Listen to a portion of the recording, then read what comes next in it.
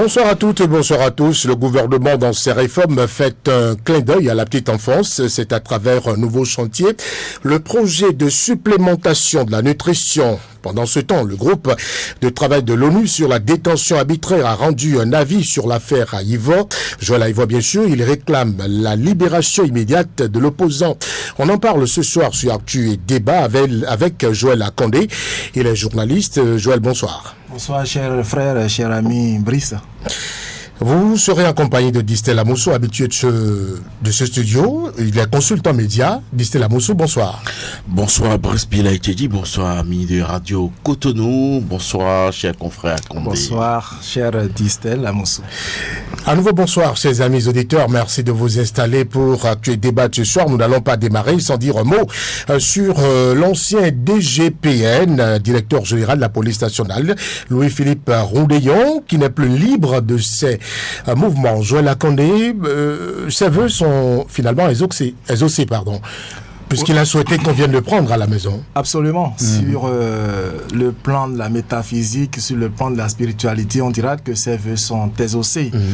Mais lorsqu'on prend du recul, qu'on analyse, on dira justement, de mon point de vue, que le gouvernement, ou du moins ceux qui sont à charge de notre sécurité, sont tombés dans le piège justement de Louis-Philippe Rondeillon. Ils sont tombés dans son piège. Ils sont tombés dans son piège. Qu'est-ce que vous le faites dire? Je le dis tout simplement, quand vous voyez un peu tout ce qui s'est passé, tout ce qui a été dit par l'intéressé, c'est avec assurance qu'il a affirmé que personne ne pourrait le prendre. Lorsque vous l'écoutez, vous vous demandez, mais sur quoi il compte exactement pour aller à ces allégations? Quel est son schéma? Quel est son plan véritablement? Et finalement, les gens sont allés le chercher. Bon, c'est un fait que les gens sont allés le chercher. Mais la réalité de ce qui se passe là aujourd'hui nous offre matière à réflexion pour nous interroger sur l'état de droit que nous sommes en train de déconstruire. L'état de droit... De déconstruire? Oui, de détruire. Nous sommes en train, je dirais même, de démolir l'état de droit au Bénin. Nous devons le dire sans état d'âme, sans hypocrisie. Nous, en tant que citoyens, nous, en tant qu'État, vous et moi, le frère Distel, le technicien, et l'ensemble du peuple béninois, jusqu'au niveau de ceux qui sont dépositaires du pouvoir public, nous sommes en train de démolir l'édifice démocratique. Alors, vous voyez, jusqu'à preuve de contraire et jusqu'à son arrestation hier autour de 20h, personne ne nous a jamais dit que Louis-Philippe Rondeillon est un criminel.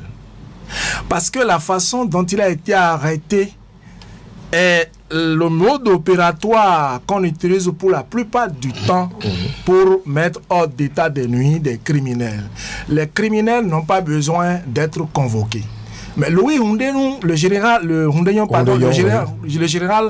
n'a pas reçu une convocation officielle de la police. On est venu le chercher à la maison. Bon, on est venu le chercher comment? Une cinquantaine de policiers, comme si on était dans un état de siège. Moi, ça me dérange. Vous voulez dire que les choses ne se passent plus non, comme cela? Non, les choses ne se passent plus comme ça. Et ça ne nous donne pas la fierté véritablement de dire qu'on est béninois aujourd'hui sur des questions fondamentales de droits de l'homme, les questions de liberté fondamentale, de démocratie. Franchement, c'est hypocrite d'avouer que les choses marchent normalement comme par le passé. Nous devons continuer par célébrer l'épiphanie de la démocratie, l'épiphanie des libertés fondamentales. Le général qui a été arrêté, ok, bon, c'est bon. Mais la façon, franchement, ce n'est pas juste. Ce n'est pas un kidam, ce n'est pas un criminel, ce n'est pas un braqueur de grand chemin pour qu'on débarque chez lui avec tout un gotha de policiers pour aller le chercher. L'élégance juridique aurait voulu qu'on l'adresse alors une convocation à un citoyen pour l'interpeller par rapport à ce qu'on juge pas trop bien pour la République, pas trop bien dans les déclarations qu'il a eu à faire ces derniers temps. Moi, je pense que soutenir ça, c'est comment on appelle, être hypocrite autour du président Patrice Talon. Ceux qui sont autour du chef de l'État doivent avoir le courage de lui dire, Monsieur le Président, cette décision c'est bon, mais cette décision c'est bon, mais et si on faisait ça? Est-ce que vous comprenez? D'accord. C'est bon pour nous tous, en fait, de pouvoir rappeler à chaque fois au premier magistrat du pays qu'il y a de dérives, qu'il y a de fausses routes. On aurait pu faire cela de cette façon-ci. Oui, on ne peut pas continuer à faire des prisonniers, on ne peut pas continuer à faire des frustrés tout le temps. Rapidement l'avis de Distel Amossou. Distel Amossou, qu'est-ce qu'on reproche concrètement à l'ancienne DGPN? Avant de répondre à votre question, je veux souhaiter la bienvenue à M. Akondé. Merci. J'ai comme l'impression qu'il était absent du pays il y a une dizaine d'années derrière. Ah bon. Et comme il est là, je me ferai le devoir de lui rafraîchir la mémoire, de dire que la manière dont Louis-Philippe Onléon a été cherché n'est pas très différente de la manière dont il a voulu aller chercher candidat Zanaï dans son pays, à son domicile. Il c'est qui? C'est Louis-Philippe Onléon. La façon dont il a été cherché est bien mieux que la façon dont il a chargé des députés à la place bicentenaire et la place Lénine à Gbagba. Je vais parler du député à côté. La façon dont il a été pris est bien meilleure à la façon dont les anciens chefs d'État ont été Soglo, notamment son épouse, et d'autres personnalités ont été chargées à vidoler. C'est pas différent. Vous voulez dire que c'est une monnaie rendue? S'il vous plaît, c'est pour dire que quand on vient me faire des incantations ou des cours sur la démocratie ici, je dis on a de l'amnésie, hein, on a de l'amnésie. Pour dire quoi? Pour dire que lorsqu'on s'appelle Louis-Philippe Onléon, que j'ai vu venir sous le ministre Daniel Tawema, avec qui j'ai collaboré cette année, 7 ans. Donc j'ai vu Louis-Philippe Sessi Onléon venir s'occuper de l'escorte de l'ancien ministre de l'Intérieur Daniel Tawema. Il devrait être un cran plus, légèrement plus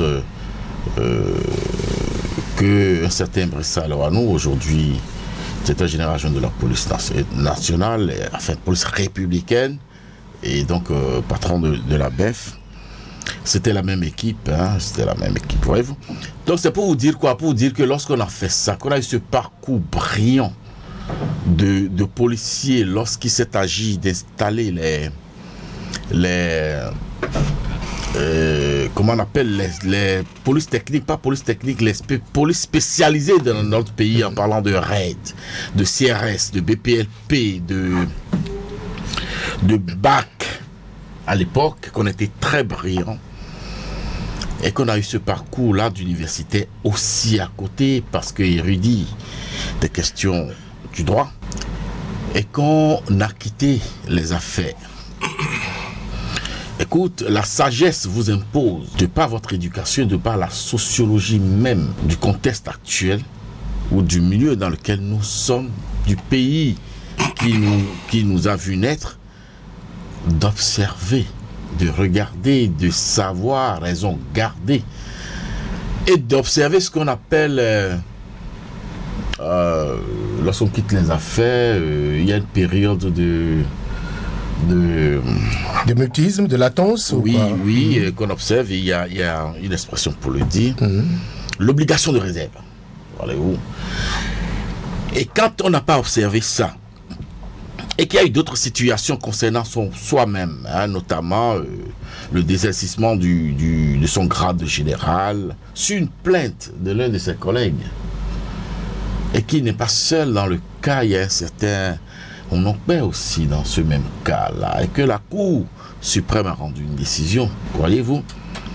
Et lorsque vous êtes retrouvé à la retraite forcée suite à des réformes auxquelles vous avez participé, hein, vous êtes déjà au milieu de la situation, ce qui devrait vous imposer une certaine élégance dans vos prises de position publiques, parce que vous n'êtes plus objectif. Vous avez des choses à reprocher personnellement au système en place, à la gouvernance actuelle.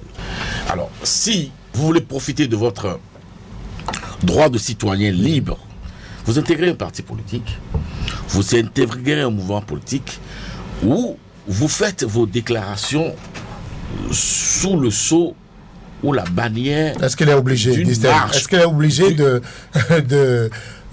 d'aller sous le couvert d'un parti politique ou d'un mouvement?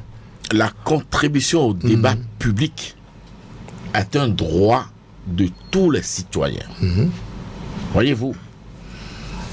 Mais un Béninois lambda qui n'a pas eu le parcours de Louis-Philippe Rounéon ne saurait défier et la police républicaine qui l'a servi et dirigée par la suite pour dire je les attends de pied ferme qu'ils viennent me chercher, ils me passeront la menotte devant l'histoire. Défier tout un État en disant... Vous pensez que le dire c'est défier? S'il vous plaît, allez-y. C'est même du mépris. Dire, eh bien, quand ils viendront me chercher, vous verrez, il y aura du spectacle, ils ne pourront même pas me garder longtemps. Alors, ces déclarations-là sont utiles à quoi? Dans la construction de l'état de droit, de la démocratie, ce qui est pourrait ou ce qui est exhibé comme vous pensez qu'il devrait démarche. Il ne devrait pas. On ne défie pas un État. Et on ne défie pas l'autorité d'un État. Voyez-vous? Et au même moment, lorsque vous écoutez maintenant le fond de ces différentes sorties médiatiques, son champ lexical et la psychologie de la communication cachée derrière le fond de ces spéculations intellectuelles. Écoutez, je ne suis pas la justice, je ne suis pas un auxiliaire de justice. Je dis un État responsable a pour obligation, pour la tranquillité et la paix de tout le monde, de le priver de sa liberté, de l'interpeller, de l'écouter dans la règle de l'art, de le présenter au procureur. Il appartient au procureur de regarder s'il a des charges. Mais l'interpeller dans les façons catholiques, dont vous avez suivi Joël, il dénonçait le procédé d'interpellation. Écoutez, lorsqu'il y a des soupçons, lorsque la psychologie qui se cache derrière votre champ lexical dans ce domaine-là, lorsque vous attaquez une gouvernance politique, écoutez, vous pouvez être soupçonné de tout. J'ai ouï dire, par exemple, et ceci n'est pas une accusation parce que je n'ai pas de preuves, j'ai ouï dire qu'il existerait une milice ou qui serait en train d'orchestrer une milice. Un État a besoin de documenter cette information sur l'enseignement. Par exemple, surtout lorsque l'intéressé dit, lorsqu'ils viendront me chercher, lorsqu'ils vont venir pour me chercher, vous verrez le spectacle qu'il y aura. De quoi parle-t-il? Il est devenu un cinéaste ou un acteur de théâtre? Joël Akondé? J'ai pas envie de me faire avocat de général Philippe Louis Rounéon. J'ai écouté le frère Distel et j'ai noté à regret de l'amalgame. Excusez de le dire tout cru comme ça. Il a dit que nous sommes dans la construction d'une démocratie et que pour un État sérieux, lorsqu'il y a des soupçons par rapport à des personnalités données, l'État sérieux doit pouvoir interpeller ces gens-là. Je crois que même Brice qui nous reçoit autour de ce plateau ne dira pas que c'est tout faux. On ne peut pas empêcher l'État d'interpeller.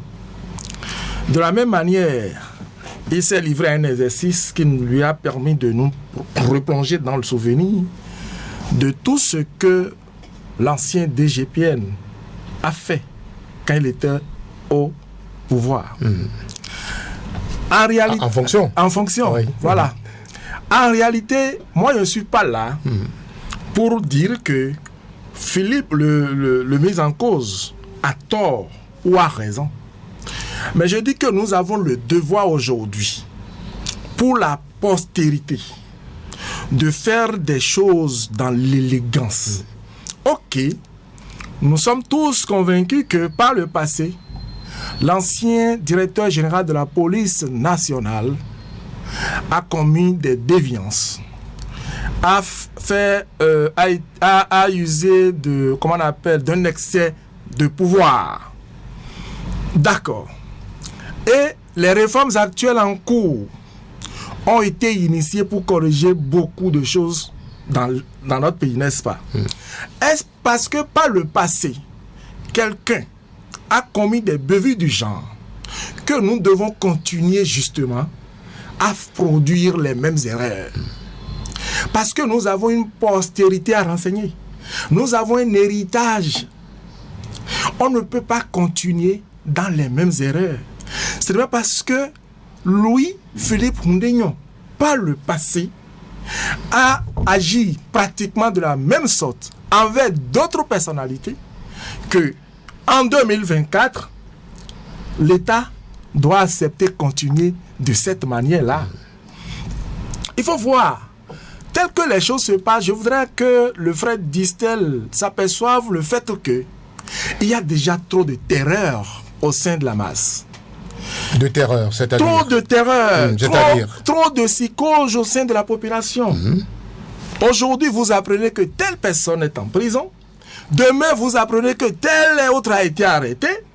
Point non, point oui. On est en prison. Nous devons nous féliciter tout le monde d'être là. Peut-être on ne sait pas si... D'être libre. D'être libre pour le moment. On ne sait pas s'il est au sorti d'ici. Nous ne le souhaitons pas. Nous le souhaitons pas. Non, personne ne souhaite la mort. Personne ne souhaite la prison. Mais tel que les choses se passent, il faut que nous ayons le courage de dire que ça ne marche pas tout le temps comme cela. Il ne s'agit pas de venir défendre, comment on appelle, un gouvernement, une opposition, une mouvance ou des personnalités. Mais il s'agit de dire qu'est-ce que nous devons faire pour qu'il y ait la paix chez nous. Parce que ce qui se produit à nos yeux, malheureusement, provoque des frustrés, silencieux. Il a dit tout à l'heure, quand vous avez la chance d'avoir été aux responsabilités, vous avez le devoir d'avoir l'obligation de réserve. Ok. Mais c'est un citoyen. Tout comme Distel qui est en face de moi, tout comme Brice, tout comme même le directeur général actuel de la police républicaine. Est-ce qu'on doit empêcher les citoyens de pouvoir dire que ça ne va pas? Je crois que le nœud du débat est là. Le nœud du débat, ça n'a rien à voir avec nos convictions, nos appartenances politiques. Non, ça n'a rien à voir avec ça. Tant que la République ne se porte pas bien, tant que nous portons franc aux agissements, aux velléités des acteurs publics, ça veut dire que nous sommes complices, nous aussi, du drame qui se joue sous nos yeux. Déjà, du drame social. Les gens n'arrivent plus à manger à leur faim. Les gens n'arrivent plus à se défendre. Les activités ne bougent plus. On a déjà ça. Et en plus de ça, on nous parle d'arrestation. C'est une accumulation de frustration. Distel Amoussou, à quoi devra-t-on s'attendre sur ce dossier? Non, je crois que l'amalgame, tout le monde sait, voit, observe dans quel camp il s'est installé. Je vais vous dire quelque chose. Tout le monde n'a pas été directeur général de la police nationale. Et tout à l'heure, à l'intro de cette émission, vous avez parlé de la qualité de la personnalité de Louis-Philippe Hundénion. Donc il n'est pas n'importe qui. Et donc, à travers sa position antérieure de directeur général de la police nationale, il a été au fait, n'est-ce pas, de la gestion sécuritaire du Bénin pendant plusieurs années. Et il connaît les forces qui agissent pour nous sécuriser.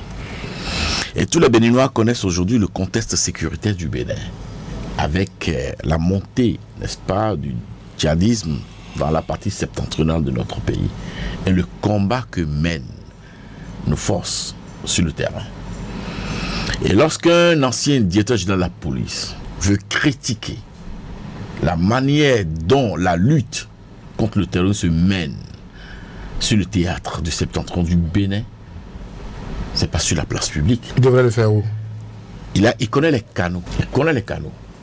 Il a cessé, certes, d'être directeur général de la police, il n'est plus général, certes, mais il reste citoyen béninois. Voyez-vous, et il a l'expertise. C'est un sachant du sujet. Il ne vient pas étaler ce qu'il appelle les tares ou les erreurs, les fautes de ses collègues qui sont au front sur la place publique. Première observation.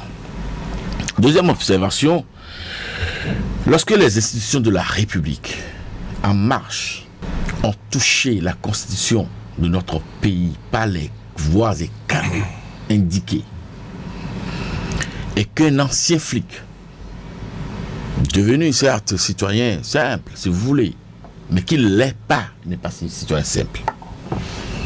Il a pris le maniement des armes.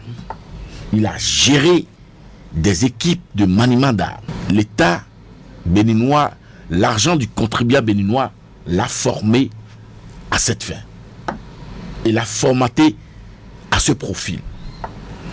Lorsqu'il revient par derrière, après avoir documenté à sa manière, spéculé intellectuellement à sa manière, pour dire qu'il organise une fête le, je crois, 11 décembre prochain pour l'ancienne constitution du Bénin, la constitution 1990, qui pour lui n'est pas révisée. Alors, cette démarche-là est excessive. C'est à la limite de la rébellion en orchestration. C'est à la limite une attaque contre les institutions de la République qui est préparée. Quand on dit qu'on veut organiser une fête pour la résurrection de la Constitution 90, car pour lui, la Constitution 90 a été mal modifiée. Mais lui, Philippe Rounéo, n'est pas une institution de notre République. Il ne l'est pas. Il a incarné à un moment donné une institution de la République, mais une institution sous tutelle. Voyez-vous. Mais ici, les institutions, les organismes internationaux qui ont parlé de la révision de cette constitution, qui ont dit la nécessité pour le Bénin de revenir à 90. À date, la souveraineté appartient au peuple béninois. Merci, Dissel Amoussou. La souveraineté du Bénin n'appartient pas aux institutions internationales. Je ne sais où.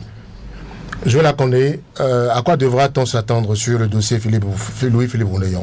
Bon, il serait pas apparemment en garde à vue. À la BEF, nous a-t-on appris, et je crois que ce à quoi on va s'attendre, c'est que la procédure est déjà enclenchée. Si la BEF finit de l'écouter, la BEF pourra donc le présenter au procureur, et puis le reste va suivre et nous serons là pour observer l'évolution. Merci. Le reste va suivre. On va certainement y revenir dans ce studio sur cette affaire-là. Un deuxième sujet, donc, le groupe de travail sur la détention arbitraire des Nations Unies a émis un avis en août dernier, publié récemment, appelant à la libération immédiate du constitutionnaliste béninois Joël Aïva. Les experts des Nations Unies jugent sa détention arbitraire et estiment qu'elle enfreint plusieurs normes internationales relatives aux droits de l'homme. Disent-elles, est-ce que cette fois-ci, les experts onusiens seront entendus? Bis repetita, en face des mêmes contextes, des mêmes éléments d'appréciation, ce groupe a émis le même avis. On a déjà connu ça avec notre sœur Rekiat Madougou.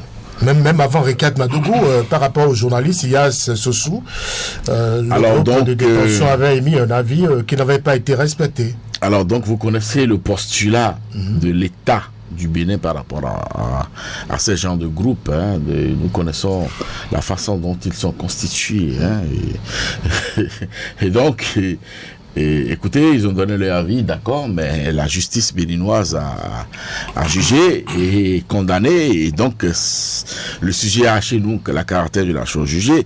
Les personnalités, n'est-ce pas, jugées et condamnées n'ont même pas daigné enclencher la procédure pour aller questionner d'autres instances supérieures à celles qui les a jugées. Donc, elles sont en train de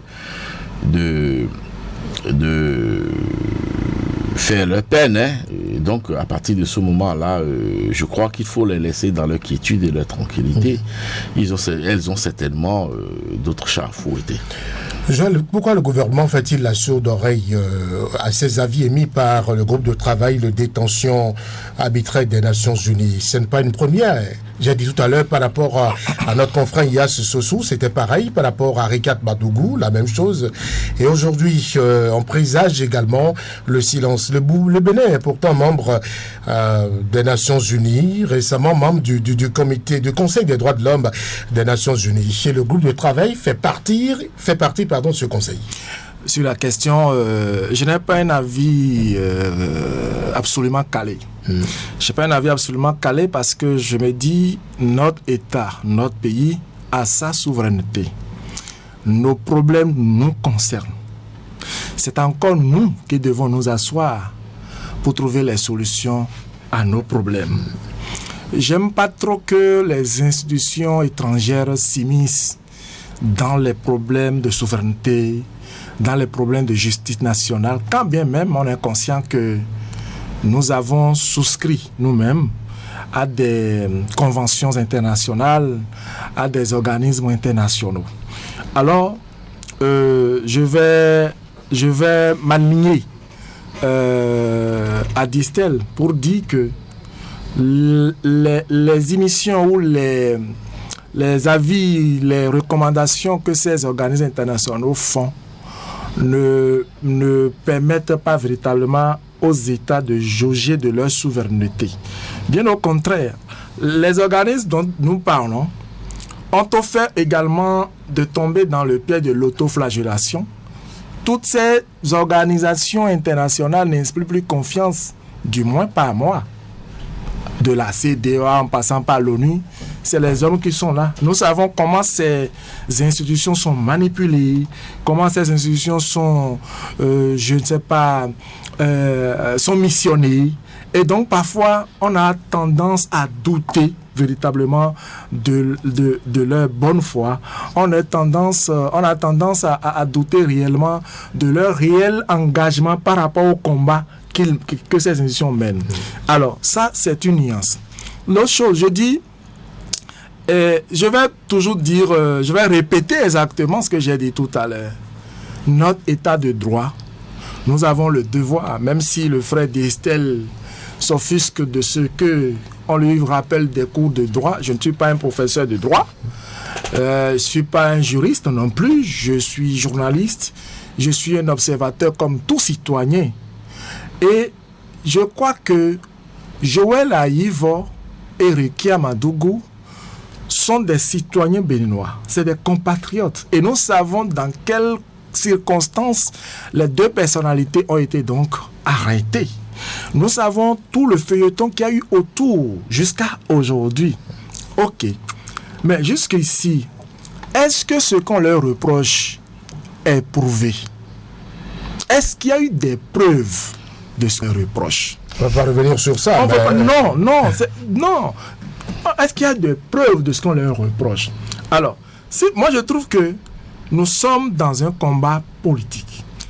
Un combat de gladiateurs où des rapports de force se mènent et ça se comprend. Mais faisons en sorte que l'histoire retienne de nous, de notre génération, qu'à un moment donné, nous avons pu faire quelque chose pour protéger l'héritage. C'est de ça qu'il s'agit. Rikia Madougou, Joël Aïvo, c'est leur tour aujourd'hui. On ne sait pas de qui il s'agira demain. On ne sait pas de qui il s'agira demain. Je vois bien mon frère Distel bien habillé avec du blanc et du vert. Mais le vert, vous savez ce que ça signifie. Le blanc, vous savez ce que ça signifie. Il faut que je vous le rappelle. Vous le faites marrer, là. Oui, bon, voilà. Alors, Distel, l'organisme onusien a relevé quand même des conditions de détention arbitraires. Quand on ne veut pas satisfaire à cet avis-là, il faut quand même que Joël Aïvo et Rikia Madougou puissent purger leur peine dans des conditions catholiques. Est-ce que vous avez déjà écouté ces groupes de travail-là par rapport à ce qui se passe entre le Rwanda et le Congo? Est-ce que vous avez déjà écouté ces messieurs-là lorsque au Togo, le frère au pouvoir a mis aux arrêts son autre frère pour des raisons d'héritage? Vous voulez dire quoi? Vous voulez dire qu'ils disent des choses qui ne sont pas, c'est ça? S'il vous plaît, s'il vous plaît. Donc, écoutez, moi je ne prête pas attention à ces genres d'avis, puisque cela ne reste que des avis. Voyez-vous? Et donc, je vous l'ai dit, vous connaissez la position de l'État du Bénin par rapport à ça. Écoutez, monsieur Akondé, vous ne connaissez pas mieux Joël Aïvor que moi, vous ne connaissez pas mieux ma soeur Kiat Mandoukou que moi. Et vous parlez de combat politique, quand vous évoquez quelque chose, il faut documenter la chose. De quoi parlez-vous? Nous savons que les deux ont été arrêtés dans un contexte électoral donné. Et donc, vous ne pouvez pas nous empêcher de lier je ne suis pas leur arrestation à ce contexte-là. Je ne suis pas dans ce champ. Ah là, d'accord. Je ne suis pas dans ce champ. Ok, allez-y. Un peu de patience, vous allez me comprendre. D'accord. Allez-y, Distel. Donc, c'est vrai que désormais, le problème est déplacé vers le terrain politique. Après, donc, le travail de la justice. Voyez-vous, le travail de la justice, on peut, chacun peut avoir son avis sur le jugement, d'accord? Mais pour sortir de crise, pour atteindre ce que vous souhaitez, c'est-à-dire une cohésion nationale, se parler, continuer de se parler, de vivre en harmonie et tout, il faut une volonté politique. Et donc, il faut une démarche politique. Et vous n'en savez rien, vous ne savez pas ce qui se passe. Informez-nous. Voyez-vous? Non. Tout ne vient pas se discuter sur des plateaux de radio ou de télévision. Voyez-vous? Mais nous avons un personnel politique dynamique. Que ce soit le président Patrice Talon, que ce soit les partis qui le soutiennent, ces partis-là sont composés de frères et sœurs de Kiat Mandoukou et de Joël Aïvor. Le président Patrice Talon, c'est le père de Kiat Mandoukou. Vous ne savez pas de quoi vous parlez. Et je ne vais pas créer un scandale pour dire que Patrice Talon est le tuteur de Kiat Mandoukou. Je ne crée aucun scandale en le disant. Donc, calmez-vous. Les choses se feront d'elles-mêmes. Les choses se font avec foi, avec abnégation, avec assurance que ce qui va nous rester, ce que nous allons léguer à la postérité, va être une république développée et unie. Et nous y travaillons. Nous, par exemple, au Bloc républicain, nous y travaillons. Vous avez évoqué la beauté de mes couleurs que j'ai arborées. Non, s'il vous plaît, Distel. Ce sont les couleurs du black. On va pas faire de la publicité ici. C'est pas moi, ce sont les couleurs. Je vais vous convier à la direction des relations publiques, s'il vous plaît. Ce sont les couleurs. S'il vous plaît, Distel Amosso. S'il vous plaît. Bon, on parle toujours du silence du gouvernement. C'est par rapport à cet avis émis par les organisations, les experts onusiens. Je vous ai dit non, ce que je ne comprends pas, pourquoi également le silence de la société civile, c'est-à-dire toute cette société civile, les organisations de protection, de défense, de réparation des droits de l'homme. Simplement parce que ces avis-là ne nous ébranlent pas. Non. Ce n'est pas de ça qu'il s'agit.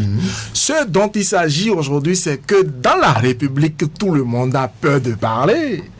Donc la société civile également a peur. Tout le monde a peur. Mais nous parlons ici, nous sommes parce que la société civile. Je suis curieux parce que M. Akondé est en train de parler. Oui, chef Distel. Chef Distel, reconnaissez avec... Mais vous n'avez pas peur. Nous, on est de la presse. On est de la presse. Donc, quand on n'est pas de la presse, on ne parle pas. Moi, je ne suis pas de la presse.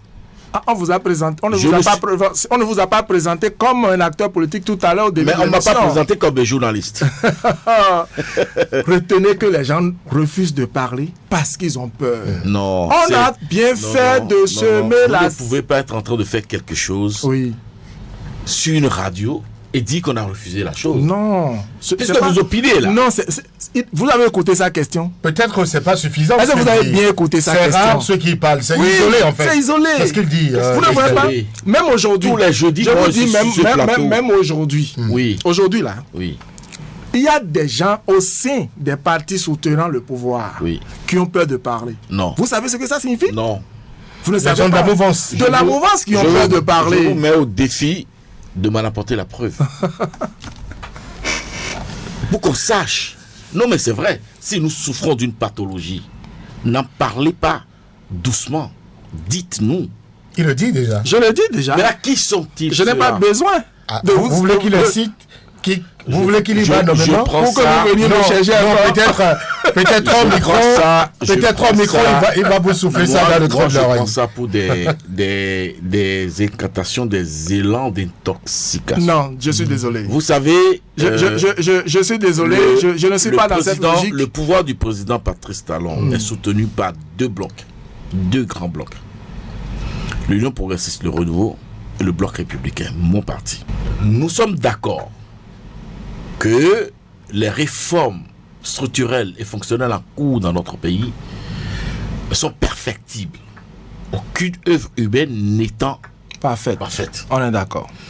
Et nous sommes d'accord que les autres formations, les années à venir, qui vont accéder au pouvoir, auront l'amabilité de revoir ces réformes-là en fonction des contingences du moment, des pesanteurs du moment, de leur prisme idéologique et de leur vision.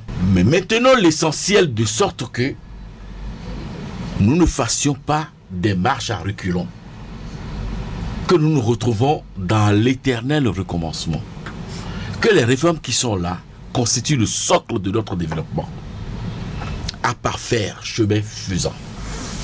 C'est la dynamique dans laquelle se trouve aujourd'hui le gouvernement du président Patrice Talon et des partis qui l'accompagnent. Alors, ceci dit, il y a aujourd'hui dans ce pays des gens très critiques. Je peux citer des noms. Je lis tous les jours presque le professeur Tometti. Non, Joël, à qu'on parle des gens de la mouvance qui ont peur. S'il vous plaît. Le professeur Tometti n'est pas de la mouvance. Attendez. Allez-y. Il n'est même dans rien. Allez-y. Il est dans rien. Il est très critique. J'écoute par moment Candidat Zanaï, qui est très critique. Et d'autres personnes d'ailleurs. Et d'autres personnes. Je lis de temps en temps mon jeune confrère Condé, voyez-vous, qui ne caresse pas non plus. Mais il n'est pas de la mouvance. Personne ne l'a jamais interpellé. Il parle des gens je vais y arriver, mais quand on vient sur un plateau, affirmer tout de go qu'il y a des gens de la mouvance qui ont peur de parler et qu'on ne soit pas capable de citer un seul nom. Je dis, c'est une démarche pour diviser la mouvance. Non, je ne tomberai pas aussi facilement dans votre piège, cher frère Diestel. Je connais déjà la méthode. Ce mode opératoire, je le connais. Mais je ne vous citerai aucun nom. Ce que je vous dis, même le confrère Arimi. Il a de la mouvance. Il est de quel parti? Il n'est pas de la mouvance. Mais il est journaliste. Si vous nous dites ça, il va vous arracher. Non, je demande. Il demande en fait. Il est de la mouvance. Mais très critique, mais présent. Voyez-vous, présent. Donc en fait, Joël parle de la mouvance, de la famille politique. Mais puisqu'il est incapable de nous dire... Je dis que je ne peux pas tomber facilement. Vous le promettez à la fin de l'émission, peut-être. On va discuter. Il est conscient que... Vous allez lui souffler ça. Lui-même est conscient qu'au sein de la mouvance, que ça ne va pas. Mais où est-ce que ça va au monde? Au moins, vous êtes conscient. Mais nous sommes des êtres humains. Oui, voilà. Nous avons nos divergences. Nous avons nos origines. Cher frère Diestel. Cher frère Diestel. Ce dont il s'agit, vous et moi, et tous ceux qui sont autour du chef de l'État, parce que nous ne l'aurons pas et ne soyons pas non plus méchants, le président Patrice Talon a un bilan inégalable. Merci déjà. Il a un bilan inégalable. Merci déjà de reconnaître. sincèrement, on doit le reconnaître. Voilà. Il a travaillé, il a une vision. Mais attention, oui. Ce n'est pas parce que nous acceptons que ce qu'il fait est beau que nous allons également tomber dans le pied de l'hypocrisie quand ça ne va pas. Quand personne ne vous empêche d'en parler. Quand dans votre famille, il y a des choses... Mais ne regardez pas notre famille parce que vous n'êtes pas de notre famille. Je ne suis... Et de quel droit vous avez à critiquer ce qui se passe dans notre famille? Je ne suis plus béninois. Mais non, je ne suis pas béninois. Critiquez l'action publique. Critiquez l'action publique. Est-ce que l'action militante, du parti fait partie de l'action publique? Non, non, c'est pas du tout la même chose. C'est la même chose. Écoutez, c'est ceux qui sont autour du chef de l'État Monsieur Akondé, qui produisent l'action publique, n'est-ce pas? Monsieur Akondé, je dis, l'action militante ne vous concerne pas. Ce qui vous concerne en tant que citoyen de ce pays, contributeur, c'est l'action publique. C'est comment... Mais, Distel Lamousso, le citoyen lambda est également contributeur aux partis politiques, puisque les partis politiques ont droit au financement public. D'accord. Mais cela ne leur donne pas le droit de critiquer, d'ouvrir la fenêtre et de venir regarder ce qui se passe au sein des partis politiques. Pourquoi? Pour faire des commentaires par rapport aux partis. Et j'ai fait ce débat la dernière fois avec Arémi. Je dis, les partis politiques, je ne permettrai à personne qui ne soit membre de la mouvance, c'est-à-dire Union progressive de renouveau ou Bloc républicain, de rester devant la maison, d'ouvrir la porte et de nous critiquer. Venez à l'action militante. Comme ça, vous aurez le droit. Même le contribuable. Même le contribuable n'en a pas le droit parce que nous ne sommes pas allés au trésor pour braquer l'argent du Non, ce que vous dites est suffisamment grave. Non, c'est grave. Je l'assume. C'est grave parce que le parti politique... Je l'assume, je ne vais pas commencer aujourd'hui. Le parti politique bénéficie du financement public. Je dis, ça ne vous donne pas le droit. J'ai mon argent dedans en tant que... Non, nous ne sommes pas vos boys. Non, mais c'est grave ce que vous venez à l'action militante. Sinon, le seul droit que vous avez, c'est de critiquer le militant, n'est-ce pas, BR qui est nommé à l'action publique. Vous avez le droit... Le parti politique. Vous avez le droit de publier, de critiquer l'action publique, mais pas le militantisme. Nous allons évoluer dans les échanges. Je voudrais rappeler aux amis électeurs qui sont sur Actuel Débat sur Radio Cotonou. Je suis très faible là-dessus. On parle à présent du lancement du projet de supplémentation nutritionnelle des 1000 premiers jours. Une réponse du gouvernement pour endiguer la malnutrition. C'est le Palais des Congrès qui a récemment servi de cadre au lancement de ce projet dont l'objectif est d'améliorer l'état nutritionnel des enfants âgés de 0 à 2 ans. Abdoulaye Biotchane à l'ouverture des travaux. Ce projet a été imaginé et impulsé par le chef de l'État lui-même. Il vise à améliorer l'état nutritionnel des enfants donc de 0 à 2 ans. Car, soyons honnêtes, mesdames et messieurs, un enfant affamé est souvent un adulte sans ambition. Les experts nous le disent tous les jours. Les carences durant les 1000 premiers jours de vie impactent durablement le développement cérébral des enfants, ce qui entraîne des limitations cognitives qui, avouons-le, ne sont pas si faciles à corriger plus tard. Notre gouvernement considère donc cette supplémentation nutritionnelle comme une intervention à grand impact, capable de briser ce cercle vicieux. En d'autres termes, c'est notre pari pour un Bénin plus fort et plus épanoui dans l'avenir. Ce projet, que l'on peut appeler notre pari nutritionnel, est ambitieux avec un coût global de 250 millions de dollars. Il sera financé par nos ressources propres et les contributions de nos partenaires techniques et financiers. Merci à Job Chikpe et également à Patrice Béja. Joël, c'est une bonne initiative, c'est du social. Oui, une bonne initiative, ça c'est vrai. Ça c'est vrai parce qu'on parle de supplémentation. De la nutrition. De la nutrition. Des 1000 premiers jours. Des 1000 premiers jours. Je crois que c'est un projet qu'il faut saluer parce que ça vient apporter une réponse justement dans beaucoup de familles. Vous savez, dans beaucoup de familles, il y a des femmes, lorsqu'elles sont en état, ont même des difficultés pour se nourrir, ont même des difficultés pour se soigner. Il y a des femmes, lorsqu'elles tombent en état, sont abandonnées par leurs époux. Il y a de ces cas-là. Il y a de ces enfants, lorsqu'ils sont nés, ne bénéficient réellement pas des soins primaires, ne bénéficient pas correctement de la bonne nutrition. Figurez-vous que quand la maman ne mange pas bien, le bébé qui est au lait est mal nourri. Et donc, c'est compliqué. Et c'est justement en cela, je trouve que ce projet est une initiative louable, forcément, pour redonner espoir à ces familles vulnérables, à ces femmes et enfants vulnérables, à ces enfants qui sont nés et abandonnés même dans les hôpitaux pour faute de moyens, parce que c'est un projet véritablement ambitieux.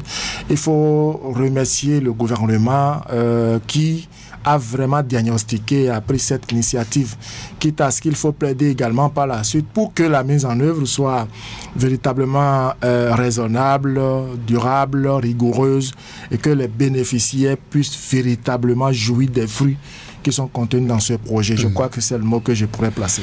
Gisèle, c'est un projet de centaines de milliards. Pourquoi ne pas renforcer le pouvoir d'achat des citoyens, quitte à eux-mêmes de s'occuper du reste? Écoutez, lorsque M. Akondé a fini par dire ça, je ne sais pas ce que je vais rajouter.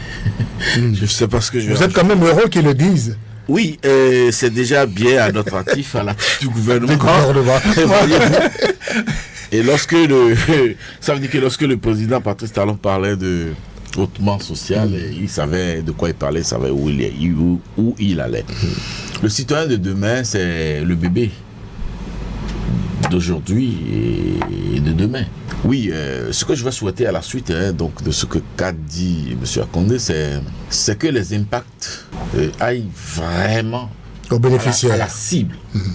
La cible, c'est chez moi à Djakotomé, c'est à Kové, c'est à Wenhi, c'est Zanyanado, à Karimaman, c'est à Ndali, à Tukuntuna, voyez-vous, et j'en passe.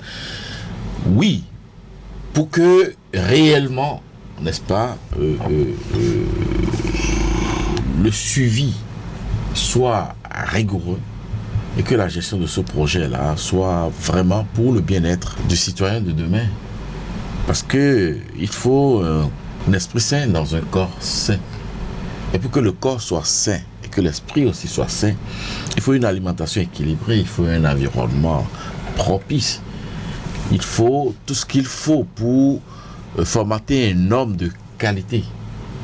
Et c'est à cela que s'attelle le gouvernement du président Patrice Talon, qui vient rajouter ce projet-là au projet Arche. La prise en charge donc de certaines pathologies dans le centre de santé. Et qui vient rajouter ce projet-là au projet de formation des artisans, qui demain auront des certifications de qualité et de formation standard aux normes, pour nous permettre d'avoir de la main-d'œuvre utile, régler le problème formation-emploi au même moment. Et donc, le bloc républicain s'y attelle aux côtés du chef de l'État. Vous aurez une facture, hein, disent-elles, à la fin de l'émission, au donc, service des relations publiques. Et donc, souffler que les pédiatres doivent recevoir la formation requise. Les agents sociaux, la formation requise pour que ils puissent avoir un trait d'union et une bonne fonctionnalité au niveau de ce personnel-là groupé au profit des enfants du Bénin de demain. Alors, c'est un projet, Joël, qui va régler le problème de la malnutrition, mais également les taux de décès maternels et infantiles. Taux de morbidité. Oui, est-ce qu'on ne va pas craindre un boom démographique? Parce que les consultations prénatales sont désormais gratuites dans les hôpitaux publics. Bon. C'est une possibilité, c'est une possibilité, mais je crois également que le contexte économique actuel a déjà bien éduqué les Béninois, sauf ceux qui ne sont pas encore conscients de ce qui se passe. Aujourd'hui, on dit que même si la consultation est gratuite, il n'y aura pas... Les Béninois ont déjà pris conscience qu'il faut... De toute façon, la famille ne va pas manger le repas des bébés. Non, jamais, c'est ça. Donc, Le bébé... Mais le repas des bébés est déjà garanti, donc il faut faire le bébé. Mais le bébé va grandir. Le bébé va grandir. Après 5 ans, le projet... Après 1000 jours, après 1000 jours, il ne va pas continuer. Donc, chacun... Mais nos parents au village ne pensent pas comme nous pensons ici. Non, même au village, les gens commençaient pas à comprendre. Vous voyez comment les choses sont chères. Les gens commençaient pas à comprendre. Plus vous en faites, plus vous faites d'enfants d'ailleurs, et que vous n'avez pas les moyens, plus vous avez le stress, et plus un beau jour, c'est un AVC, paf. Vous comprenez? Les gens ont déjà compris qu'il faut limiter au maximum les naissances pour maintenant se battre et chercher les moyens et s'occuper des enfants. Il ne sert à rien de faire assez d'enfants et de les voir dans les rues. Il faut être fier demain en tant que papa, il faut être fier demain en tant que mère. Et donc, il faut faire les moyens de sa capacité économique. Merci à Joël Akandé, merci pour votre participation à cette émission. Distel, merci. C'est un plaisir. Vous avez quelque chose à ajouter? Non, dire que c'est satisfaisant d'entendre des gens comme M. Akandé et d'autres et apprécier ces pas que le gouvernement du président Patrice Talon il a dit déjà ici que le président Patrice Talon a un bon bilan. Il a dit. Oui, et donc souhaiter que, n'est-ce pas, ces pas-là vers le social se hâtent, s'agrandissent et que nous puissions vraiment à la descente porter en triomphe le leader de la mouvance présidentielle. Donc il peut dire ça, mais il ne peut pas critiquer la famille politique, c'est ça? Non, jusque-là, j'adresse de ceci à l'action publique et non au parti. D'accord, merci à Distel Aboussou. Il peut dire ça. Et à Joël Akandé. Il ne peut pas faire le coup de démocratie. Invité à cette édition de Actu et Débat qui se referme. Patrice Bédia, Job Chiker, Brice, Bill a été dit. Nous vous remercions de votre auguste attention. Restez à suivre les programmes de Radio Cotonou.